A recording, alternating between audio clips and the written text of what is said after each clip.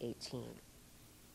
Now we're going to talk about the airlines and talk about while passenger check-in rules are more restrictive than ever because of that recent thwarted tariff plot, what about the airport screeners? What do they go through? Joining us now to talk about the importance of a thorough background check is the president of Background Information Services, Inc., Jason Morris.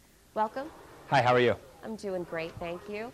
You know, your company specializes in conducting background checks in light of 9/11 and the British recent foil terror plot. How well do you think the government does when it comes to doing background checks on airline employees?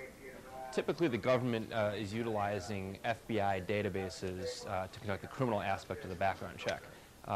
Historically, the FBI records haven't always been the best out there in the realms of doing an actual criminal background check. They are comprised of mostly arrest records and little conviction records to back that up.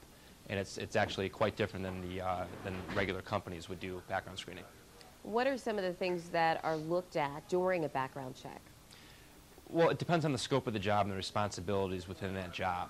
It's something that we tell a lot of our clients. It doesn't really matter if they're a CFO or a CEO or a receptionist. It depends on what the responsibilities are.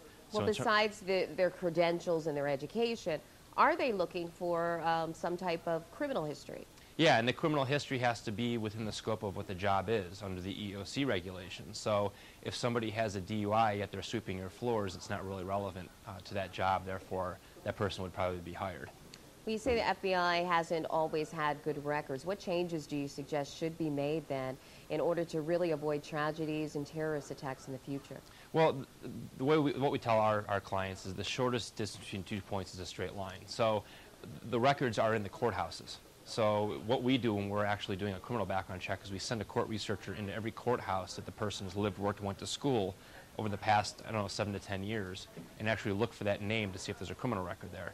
The FBI records come from different sources. If one day we're able to consolidate all of these court records into one either database or allow access to 100% of the courts, then the records would be a lot more complete. If somebody uses an alias or a fake name, then that's going to be difficult, isn't it? Well, we're going to identify those aliases and fake names as well. The first element of a criminal background check is something called a Social Security trace. And in that Social Security trace, we're going to identify every name and every Social Security number and every address they've ever lived at. And we're going to check those courts under those names and those aliases. Well, how will a thorough background check eliminate the chances of someone looking really to make a quick buck and going against airline regulations once they're hired? It's not, but the thing is it's the most basic part of any security program is knowing who your people are.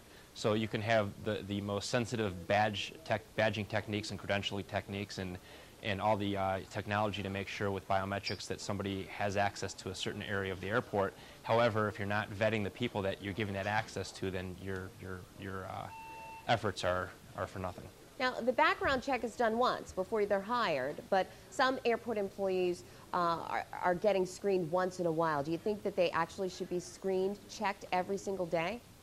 No, I think that pre-screening them before they're hired and maybe randomly screening your staff throughout the year is probably wise.